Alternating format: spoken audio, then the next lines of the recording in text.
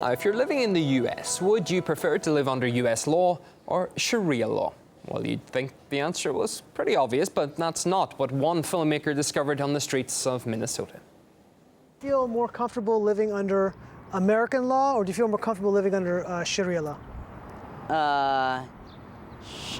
Sharia law. I'm a Muslim. I prefer Sharia law.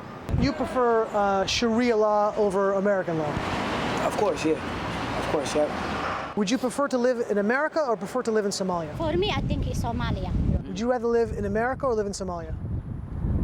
I would rather live in Somalia. You'd prefer to live in Saudi Arabia? Yeah. Filmmaker Amy Horowitz gauged opinion in a mostly Somali neighborhood in Minneapolis, an area from which he says dozens of young Muslims go to join terror groups abroad. Horowitz says he's not against immigration, which he sees as a great benefit to the U.S., but he believes the alienation of American Muslims is growing and the trend is continuing. These people are, for the most part, either born in the United States or they grew up in the United States.